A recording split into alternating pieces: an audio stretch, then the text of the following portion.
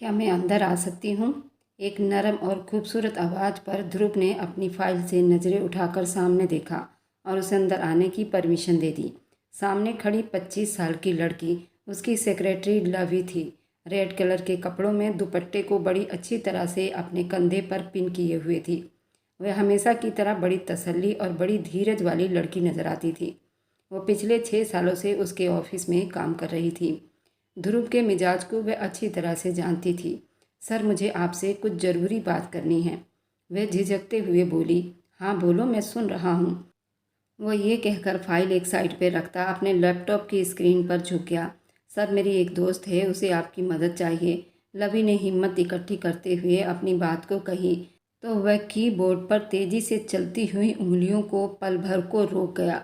ध्रुव ने आंखें मोड़कर उसके तरफ शक भरी निगाहों से देखा और कहा, कैसी मदद? सर, मेरी दोस्त को 15 लाख रुपए की बहुत ज़रूरत है। ये कहते ही लवी ने नज़रें झुका ली, जैसे उसे खुद अपनी बात पर यकीन न हो। ध्रुव का ठहाका कमरे में गूंजा। लवी ध्रुव के ठहाके पर और ज़्यादा शर्मिंदगी से नज़रें झुका गई। 15 लाख? लवी, सीरियसली? तुम जानती हो 15 लाख रुपए कितनी बड़ी रकम होती है? और मैं इतनी बड़ी रकम किसी अनजान को ऐसे कैसे दे सकता हूँ? आखिर उसे इतने पैसों की ज़रूरत क्यों है? कोई वजह तो होगी, वह गंभीरता से बोला। लवी ने अपने होंठ को भींचा, धीमी आवाज़ में बोली, जी सर, उसकी माँ का ऑपरेशन होना है। उन्हें ब्रेस्ट कैंसर है। डॉक्टर ने उनकी सर्जरी के लिए 15 लाख रुपए मांगे हैं। सर, वह गरीब लड़की है, घर में कमाने वाला कोई नहीं है, लेकिन सर वह धीरे धीरे आपका कर्ज चुका देगी। बोलते हुए उसकी आवाज़ भर आई थी और उसने दोबारा नज़र झुका ली। ध्रुव ने कुर्सी की पीठ से टेक लगाते आंखों में एक अजीब सी चमक उभरी। चलो, मैं मानता हूँ, लेकिन वे लड़की खुद क्यों नहीं आई? फिलहाल पैसे उसे चाहिए तो सामने भी उसे ही आना चाहिए था। सर, वे थोड़ा लोगों के सामने जाने से डरती है और मुझे भी विश्वास नहीं था कि आप मदद करेंगे या नहीं, इसलिए मैंने पहले आपसे बात करनी ठीक समझी। अगर आप परमिशन दे तो वह आपसे मिलने आ जाएगी। वह बड़ी तसल्ली भरे शब्दों में बोली, नाम क्या है तुम्हारी दोस्त का? वह वापस लैपटॉप पर बिजी हो गया। मीरा, लवी ने धीरे से कहा। सर, आप सबकी मदद करते हैं, प्लीज़ मेरी दोस्त की भी मदद कर देना, किसी गरीब का भला हो जाएगा। उसके शब्दों में थोड़ी नरमी और अपनायत दिखाई दे रही थी। ध्रुव की उंगलियां फिर से रुक गई। उसने नज़रें उठाकर गहरी सांस ली। लवी, हमेशा याद रखना, इस दुनिया में कुछ भी मुफ्त में नहीं मिलता। कुछ पाने के लिए कुछ खोना ही पड़ता है। खैर, उसे कल ऑफिस ले आओ, मैं देख लूँगा कि मुझे उसकी मदद करनी चाहिए या नहीं। और हाँ, उसे कहना कि मेडिकल रिपोर्ट साथ लेकर आए। वह थोड़ा सा झुका और अपना सर दबाने लगा। अब जाओ और मेरे लिए कॉफ़ी लेकर आओ, मेरे सर में बहुत दर्द हो रहा है। लवी ने मुस्कुराते हुए हाँ में सिर हिलाया और बाहर निकल गई। ध्रुव ने थकन से भरपूर ठंडी सांस ली, लैपटॉप बंद किया और कुर्सी पर सर गिराकर आंखें मूंद ली। हाँ मीरा, मैंने सर से बात कर ली है। उन्होंने हाँ तो नहीं कही, लेकिन वह तुमसे मिलना चाहते हैं। कल सुबह 10 बजे उनके ऑफिस में आ जाना। देखना, वह तुम्हें पैसे देंगे और बहुत जल्द सब ठीक हो जाएगा। लवी ने उसके हाथ पर हाथ रखा तो मीरा की आंखों में आंसू तैरने लगे। उस वक्त एक रेस्टोरेंट में बैठी हुई थी। वे दोनों गहरी दोस्त थी, एक ही स्कूल में और कॉलेज में साथ पढ़ी थी और दोनों अपनी हर बात एक दूसरे से शेयर करती थी। एक दूसरे की समस्याओं को बहुत अच्छी तरह समझती थी और हमेशा वे दोनों मिलकर समस्याओं को सुलझाने के लिए तैयार रहती थी। लवी, मुझे बहुत डर लग रहा है, मेरी माँ ठीक हो जाएगी ना? वह भीगी आवाज़ में बोली तो लवी ने उसे अपने बाजुओं में समेट लिया।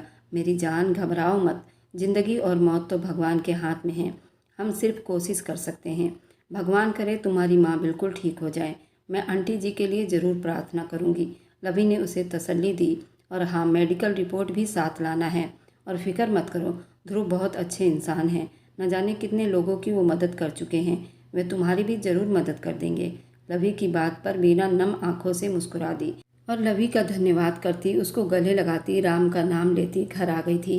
मीरा के दिल में डर अभी मौजूद था, मगर कहीं न कहीं उम्मीद की हल्की सी किरण भी जाग उठी थी।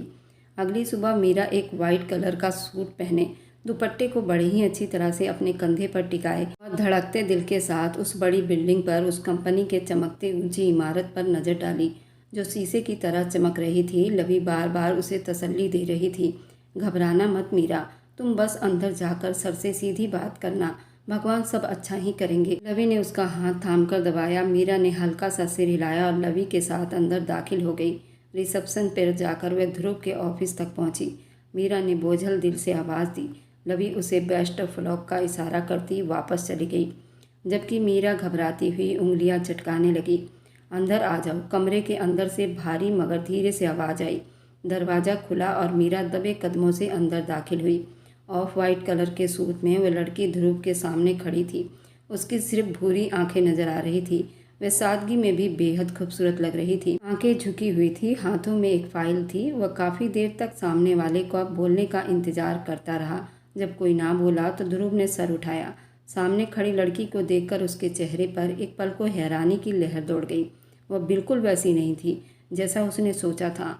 सामने खड़ी लड़की अपनी उम्र से काफ़ी छोटी लग रही थी, जिसकी कपकपाहट उसके कांपते हुए दिल का पता दे रही थी। आंखों में नमी और सुर्खी थी, जैसे किसी भी पल आंसू टपक जाएगा। बार बार अपनी उंगलियों को मोड़ती अपनी घबराहट पर काबू पाने की नाकाम कोशिश कर रही थी। सांस तेज चल रही थी, नजरें जमीन पर जमी हुई थी। ध्रुव अपनी कुर्सी पर पीठ टिकाए उसे बड़ी गौर से देख रहा था, जबकि वो बेबसी और झिझक के कैद में होकर हिम्मत नहीं कर पा रही थी कि सीधे उसके आंखों में देख सके। मीरा है? ध्रुव ने गहरी निगाहें सामने खड़ी लड़की पर डाली। जी जी सर। मीरा की आवाज़ हल्की सी कांप रही थी।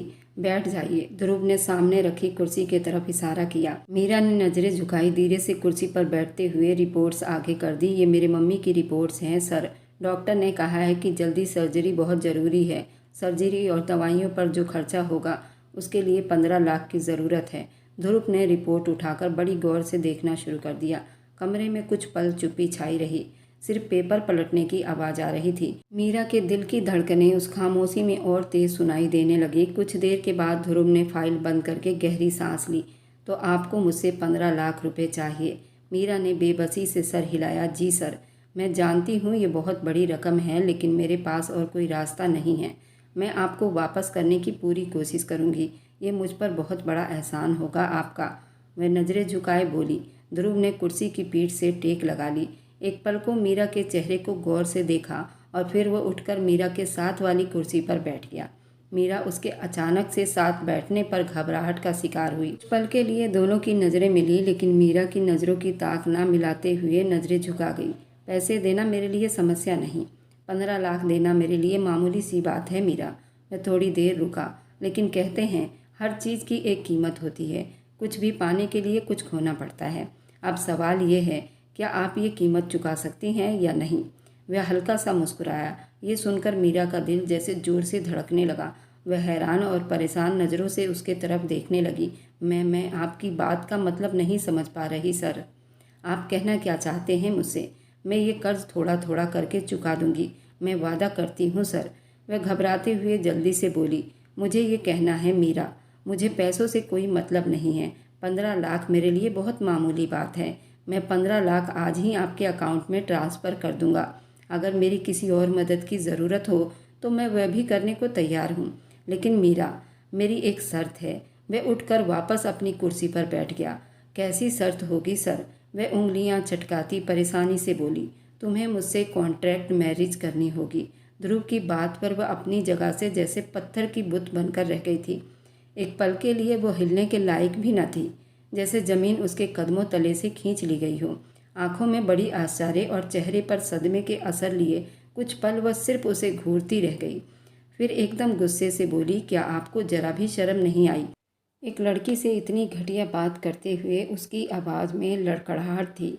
इतनी गिरी हुई सोच रखने वाले इंसान को मैं अपना जीवन साथी तो दूर की बात है, एक पल के लिए भी बर्दाश्त नहीं कर सकती। ध्रुव, मैं आपको अच्छा इंसान समझ बैठी थी, लेकिन मुझे नहीं पता था कि आप इतनी गिरी हुई सोच के मालिक हैं। मीरा की आंखों में गुस्से की चमक और दिल में बेहद नफरत के जज्बात उमड़ आए थे, जैसे वह हर शब्द के साथ उसकी बेइज्जती का बदला ले रही हो। ध्रुव मीरा के गुस्से और उसके मना करने को नज़रअंदाज कर गया। उसकी आंखों में अजीब सा भरोसा और गुरूर झलक रहा था, जैसे दुनिया की कोई ताकत उसके फैसले को बदल नहीं सकती। मीरा वह धीरे से मगर वजनदार आवाज़ में बोला, मैं जानता था कि तुम्हें ये बात स्वीकार नहीं होगी, मगर याद रखो, मेरी बात मजाक नहीं है। कॉन्ट्रैक्ट मैरिज तुम्हारा चुनाव नहीं, बल्कि तुम्हारी मजबूरी बनेगी। फिर तुम्हारे पास मना करने का कोई रास्ता नहीं बचेगा। उसके शब्द मीरा के दिल पर हथौड़े की तरह बरस रहे थे। वह अपनी जगह बेबस खड़ी आंखों में आंसू लिए उसे तक रही थी, लेकिन ध्रुव के चेहरे पर कोई ऐसी परछाई दिखाई न दी थी जैसे उसे पूरा विश्वास था कि सामने वाला उसकी बातें को रद्द नहीं कर सकता। तुम अच्छी तरह सोच लो। वह थोड़ा सा झुका, फिर उसकी आंखों में देखते हुए बोला, मैं तुम्हें वक्त देता हूँ सोचने और समझने के लिए, और इस शादी के लिए मैं तुम्हें कोई ज़बरदस्ती नहीं कह रहा। ये तुम्हारी अपनी मर्जी होगी, मुझे इसमें कोई दिलचस्पी नहीं। मैं ये शादी अपनी औलाद के चाहत के लिए कर रहा हूँ। मेरी होने वाली पत्नी माँ नहीं बन सकती, और हमारे यहाँ जिससे एक बार रिश्ता तय कर दिया जाए उसे हर हाल में स्वीकार कर लिया जाता है, चाहे वह पसंद हो या ना हो। वह रुका, फिर कुर्सी की पीठ से टेक लगाकर बड़ी बेरहमी से बोला, ये कॉन्ट्रैक्ट मैरिज तब तक वैलिड रहेगी जब तक तुम मेरे बच्चे की माँ नहीं बन जाती। जैसे ही तुम मुझे मेरा वारिस दोगी ये रिश्ता ख़त्म हो जाएगा, उसके बाद तुम आज़ाद हो जाओगी।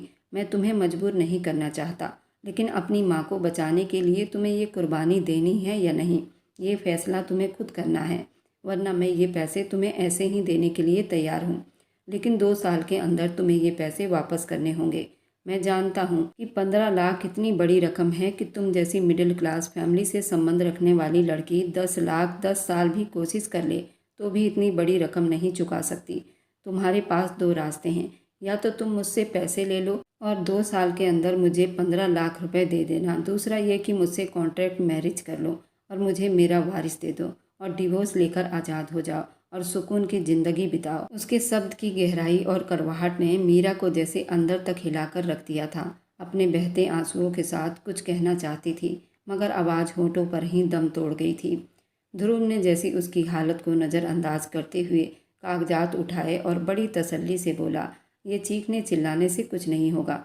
ठंडे दिमाग से सोचोगी, तुम्हें ये रकम वापस नहीं करनी पड़ेगी।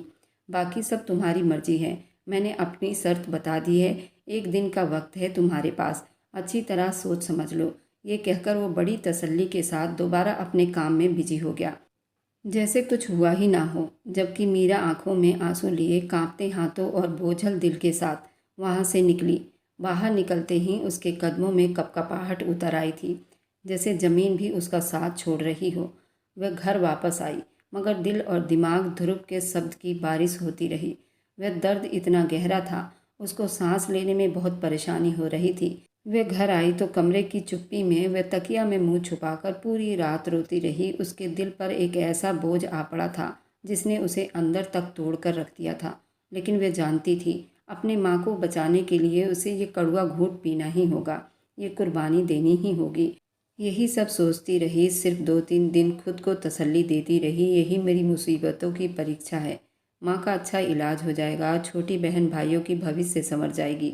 मगर उस तसल्ली के बावजूद दिल जख्म से हर पल उसे घायल करता रहा। बारिश के तेज बूंदें शहर के सड़कों को भिगो रही थी। मीरा भीगती हुई सूट संभालती बोझल कदमों से तेज तेज चल रही थी। उसके हाथ में मोबाइल था, जिसके स्क्रीन पर अस्पताल की तरफ से एक मैसेज चमक रहा था, कल सुबह तक पैसे ना मिले तो आपकी माँ की सर्जरी नहीं हो सकती। ये शब्द उसके दिल पर पत्थर की तरह गिर रहे थे। माँ के चेहरे का ख्याल आते ही वो बेबसी के साथ रो पड़ी। अब सिर्फ ध्रुव ही मेरी मदद कर सकता है। यही सोचती वह जल्दी से ध्रुव के कंपनी में दाखिल हुई। रिसेप्शन पर मौजूद लड़की से परमिशन लेती वह अंदर दाखिल हुई। वह जो काम में बुरी तरह बिजी था, मीरा को देखकर चौंक गया। आंखों में हैरानी लिए वह उसकी तरफ बढ़ी। क्या हुआ मीरा, आप रो क्यों रही हैं? वह परेशानी से पूछ रहा था। मैं आपसे शादी करने के लिए तैयार हूँ। मेरी माँ की सर्जरी है, अगर पैसे जमा ना करवाए तो फिर उनकी सर्जरी नहीं हो सकेगी। प्लीज़ मुझे पैसे दे दे, बदले में मैं शादी करने के लिए तैयार हूँ। रोते हुए हाथ जोड़कर बोली तो उसकी बात पर ध्रुव ने अपने दराज से कॉन्ट्रैक्ट मैरिज का पेपर निकालकर उसके सामने रखे और उसके ऊपर एक पेन रखा था। वह कांपते हुए उस कॉन्ट्रैक्ट मैरिज को उठाकर पढ़ने की कोशिश करने लगी। आंखों के सामने बार बार अंधेरा छाने लगा। कमरे में एसी होने के बावजूद भी मीरा के पूरे जिस्म में सरसराहट होने लगी थी। उसे लग रहा था जैसे उसके जिस्म में खून बंद होने लगा है। उसकी टांगें धीरे धीरे कांपने लगी। ध्रुव ने उसकी हालत को अपने नज़र में रखा और उसे कंधे से पकड़कर कुर्सी पर बिठाया और खुद भी वह सामने रखी चेयर पर बैठ गया।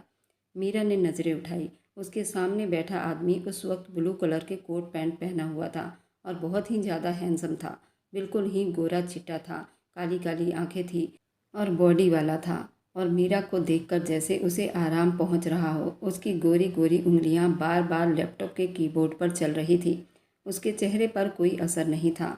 वह बिल्कुल नॉर्मल अंदाज में अपना काम कर रहा था। सामने बैठा वे आदमी, कोई शक नहीं था, वह बहुत ही ज़्यादा हैंडसम था। वह किसी भी लड़की का सपना हो सकता था। थोड़ी देर के बाद ध्रुव ने लैपटॉप एक साइड पर रखा और मीरा की तरफ ध्यान दिया। वह जो बराबर हाथों की उंगलियां चटकाती परेशानी से उसे देख रही थी। मीरा, इस कॉन्ट्रैक्ट पेपर पर लिखा है कि तुम मुझसे शादी करोगी और बदले में मैं तुम्हारी माँ के इलाज में खर्च होने वाले रकम 15 लाख रुपए मुझसे ले रही हो। शादी के बाद तुम्हें मेरी पत्नी बनकर तब तक रहना होगा जब तक तुम मुझे बच्चा पैदा करके नहीं दे देती। बच्चा पैदा होने के बाद इस बच्चे से तुम्हारा कोई संबंध नहीं होगा और ना ही तुम्हारा मुझसे कोई संबंध होगा। बच्चा पैदा होते ही मैं तुम्हें डिवोर्स दे दूंगा और तुम आज़ाद हो जाओगी। ये सब कुछ तुम अपनी मर्जी से कर रही हो, तुम पर कोई जोर ज़बरदस्ती नहीं की जा रही। उसने कॉन्ट्रैक्ट पेपर पर लिखी सारी बातें दोहराई तो मीरा ने कांपते हाथों से जल्दी से साइन कर दिए।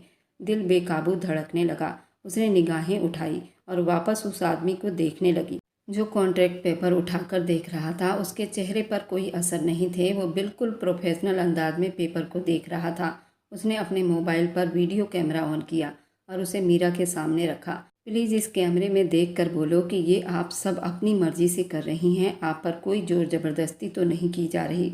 वह हाँ में सिर हिलाती सामने रखे कैमरे की तरफ देखने लगी। जी, मैं ये कॉन्ट्रैक्ट मैरिज अपनी मर्जी से कर रही हूँ, मुझ पर कोई जोर ज़बरदस्ती नहीं की जा रही। वादे के हिसाब से मैं ध्रुव के साथ तब तक रहूँगी जब तक मैं उसके बच्चे की माँ नहीं बन जाती।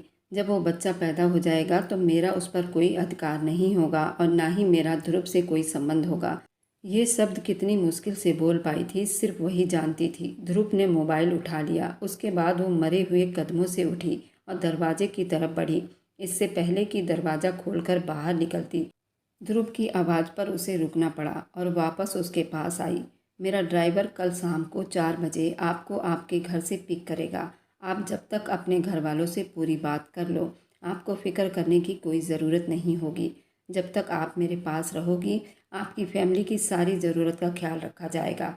और इस शहर से बाहर मेरा एक फार्म हाउस है, हमारी शादी वहीं होगी। वह बोला तो मीरा ने भीगी आंखों से हाँ में सिर हिलाया और वह कमरे से निकल गई। मीरा के जाने के बाद वह अपनी टाई के नोट को ढीली करने के बाद वह ठंडी सांस लेने लगा। आंखों को जोर से बंद करके अपनी बेचैनी और तनाव को कम करने लगा। ये उसकी ज़िंदगी का मुश्किल फैसला था जो उसने कुछ पलों में ही ले लिया था। उसकी मंगनी बलवंत राय, जो कि उसके पिता थे, उन्होंने बचपन में ही कर दी थी। वह नव्या को पसंद नहीं करता था, लेकिन परिवार वालों के दबाव में आकर वह शादी करने पर राजी हो गया था। और जब शादी करने का वक्त आया तो नव्या का एक्सीडेंट हो गया था।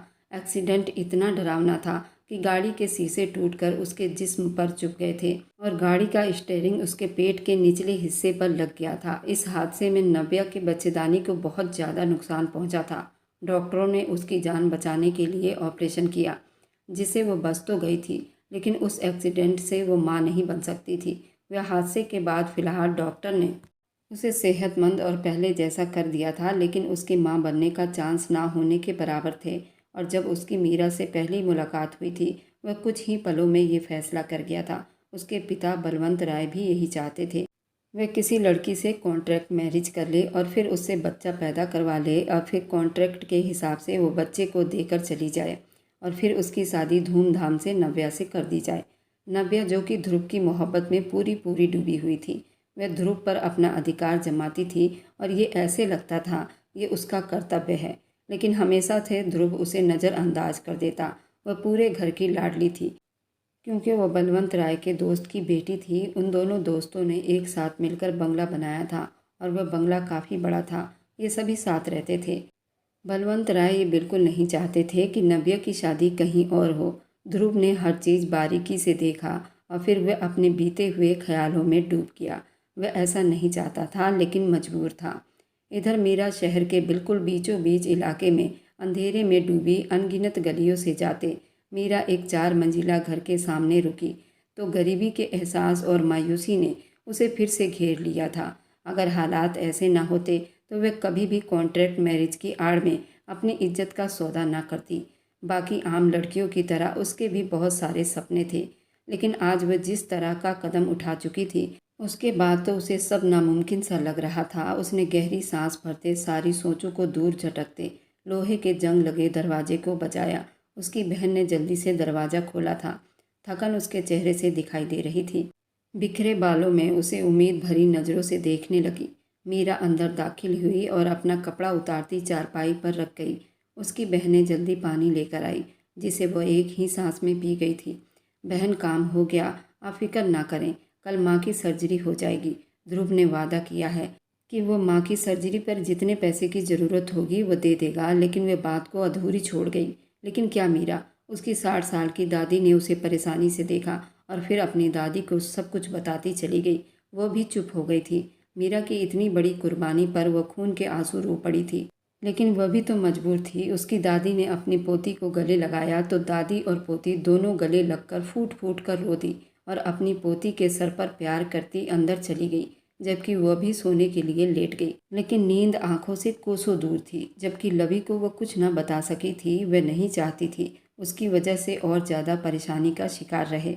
उसने अपनी दादी को भी सख्त मना किया था कि वह लवी को इस कॉन्ट्रैक्ट मैरिज के बारे में कुछ न बताए। 4 बज चुके थे। ध्रुव का ड्राइवर भी आ चुका था, जबकि मोहल्ले वाले, जो इतनी बड़ी गाड़ी देखकर शक में पड़े हुए थे, शीतला देवी ने उनका मुंह बंद कर दिया था कि मीरा को नौकरी मिल गई है, जिसकी वजह से वह दूसरे शहर जा रही है। उनकी आंखों में हैरानी सी फैल गई थी और फिर मोहल्ले वाले भी तसल्ली में हो गए थे। वह अपने छोटे बहन भाइयों को गले लगाकर प्यार करती अपनी दादी के पास आई और शीतला देवी उसे बेहद प्यार करती रो पड़ी थी। मेरी बच्ची, भगवान तुझे ढेर सारी खुशियाँ दे। जिस तरह तू हमारे लिए कुर्बानियाँ दे रही है, देखना एक दिन भगवान ज़रूर तुझे उसका सिला देगा। उसका माथा चूमती बोली तो मीरा दिल से मुस्कुरा दी और सबको बाय करती अपना सामान लेती गाड़ी में बैठ गई। मीरा के पिता एक रोड एक्सीडेंट में मारे गए थे। उस वक्त मीरा 8वीं क्लास में पढ़ रही थी। मीरा अपने घर में सबसे बड़ी थी और मीरा की दादी और मीरा दोनों ने मिलकर पूरा घर संभाल लिया था। पिता के एक्सीडेंट के बाद मीरा की माँ की तबीयत बहुत ज़्यादा ख़राब रहने लगी थी। उन्होंने अपने पति के एक्सीडेंट का बहुत बड़ा सदमा अपने दिमाग पर ले लिया था और उन्होंने खाना पीना महीनों तक छोड़ दिया था। मीरा और दादी ने मिलकर मीरा की माँ को संभाला था। मीरा के पिता के मरने के बाद मीरा की माँ बहुत गम में हो गई थी। उन्होंने खाना पीना सब कुछ छोड़ दिया था और वह काफ़ी बीमार रहने लगी थी। उनको ब्रेस्ट कैंसर हो गया था। डॉक्टरों ने बताया कि अभी छाती में गांठ छोटा है, ऑपरेशन से ठीक हो जाएगा। ये सुनते ही मीरा और दादी कुछ भी करने को तैयार थे। अब वह अपनी माँ को खोना नहीं चाहती थी। अब उसने अपनी माँ के लिए इतनी बड़ी कुर्बानी दी थी। दादी ने उसे आज विदाई के नाम पर एक नया सूट और सैंडल ला कर दिया था, जिसे वह पहनकर बिना शादी के ही अपने घर से विदा हो रही थी। उसकी दादी ने उसे ढेरों आशीर्वाद दिए थे। अब गाड़ी में बैठ गई। 3 घंटे तक बराबर गाड़ी चलती रही। फिर शाम के 7 बजे गाड़ी एक बहुत बड़े फार्म हाउस के अंदर जाकर रुकी थी। नौकरानी ने उसे एक कमरे में जाने का इशारा किया तो उसका इशारा समझती अंदर दाखिल हुई। वहाँ मेकअप आर्टिस्ट खड़ी थी जो उसे शादी के लिए तैयार करने वाली थी। मैम, आप जल्दी से नहा लीजिए, फिर हम आपको शादी के लिए रेडी कर देते हैं।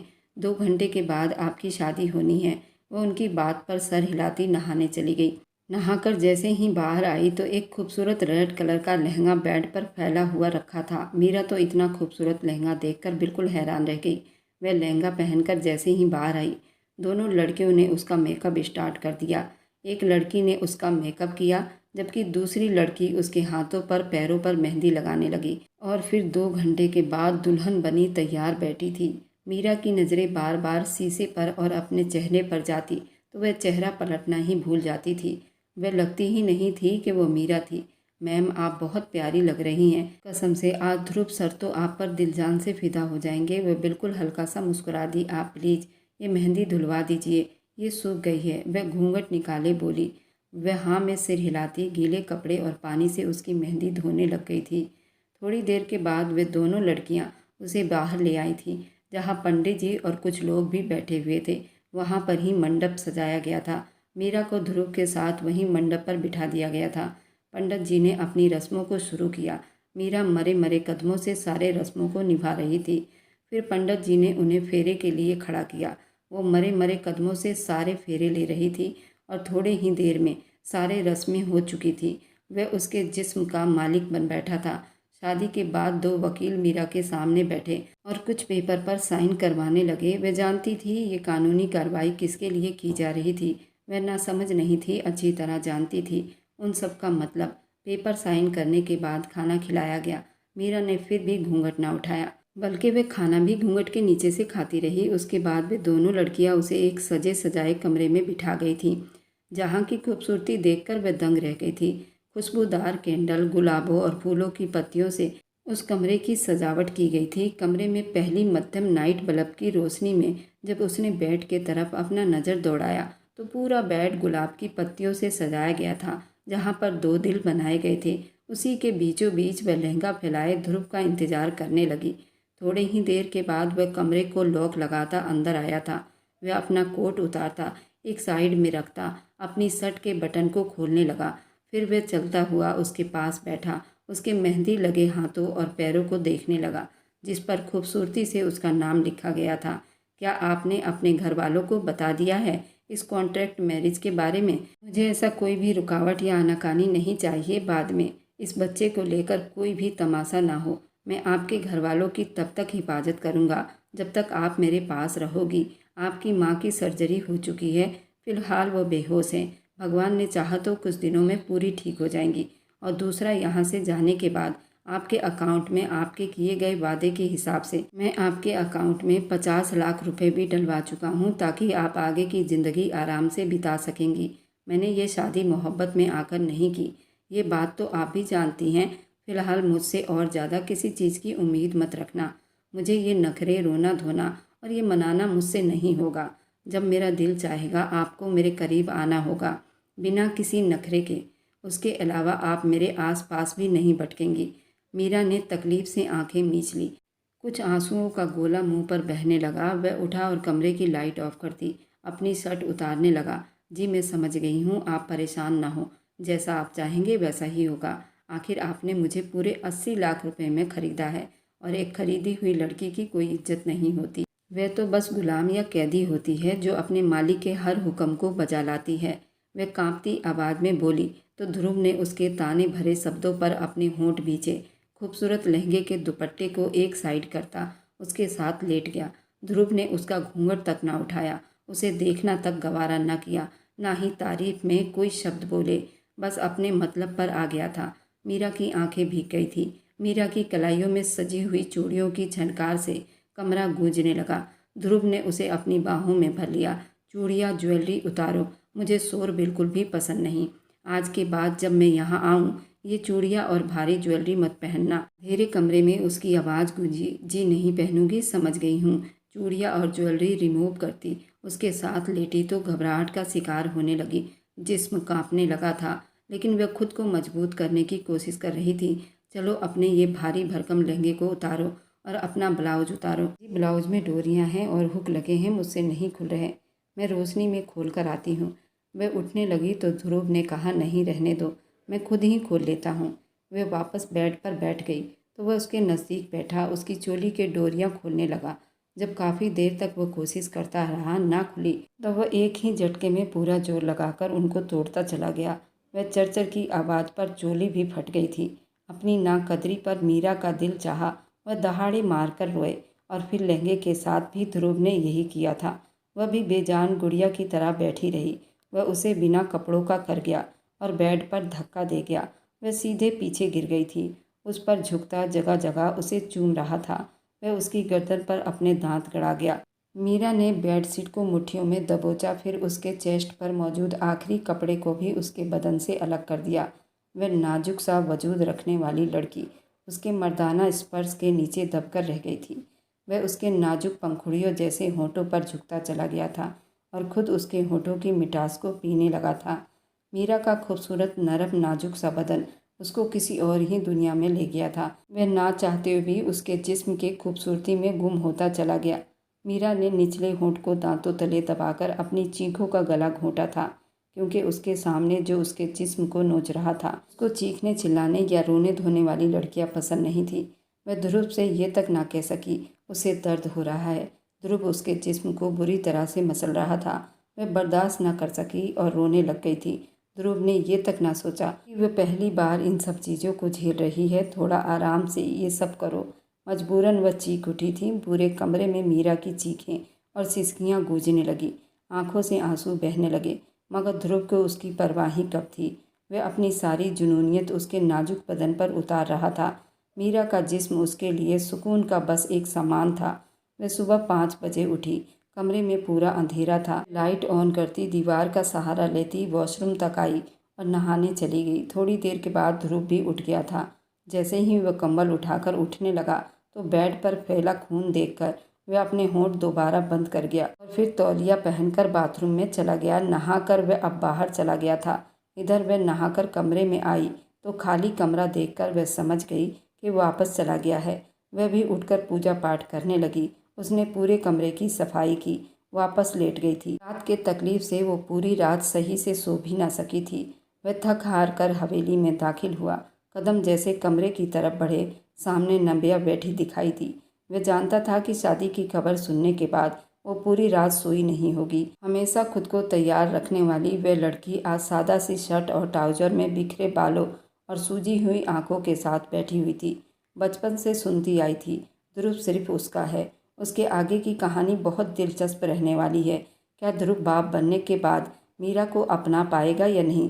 क्या वह नव्या से शादी करेगा या नहीं? कहानी आपको हिलाकर रख देगी। इसका अगला भाग बहुत दिलचस्प रहने वाला है, तो आप इसे मिस ना करें। और इसका अगला भाग आपको इसके कैप्शन में मिल जाएगा, आप वहां से देख सकते हैं। और मेरी वीडियो आप लोग जहां कहीं से भी देखते हैं, कमेंट में अपने शहर और राज्य का नाम ज़रूर बताइए। मुझे आप लोगों के कमेंट पढ़ने में बहुत आनंद आता है और उन सभी का मैं बहुत धन्यवाद करना चाहती हूँ जो लोग मेरी वीडियो को देखते हैं, लाइक करते हैं और शेयर करते हैं। अगर आपको आज की कहानी पसंद आई है तो वीडियो को ज़रूर लाइक कीजिएगा और अपने दोस्तों के साथ शेयर भी कीजिएगा। और हाँ, अगर आपने अभी तक हमारे चैनल को सब्सक्राइब नहीं किया है तो ज़रूर सब्सक्राइब कर लें। मिलते हैं हम अपनी कल की एक और नई दिलचस्प कहानी के साथ। मुझ पर सदा अपना प्यार और स्नेह बनाए रखें। सभी को मेरा प्यार भरा नमस्कार दोस्तों। खुश रहें, स्वस्थ रहें, मस्त रहें।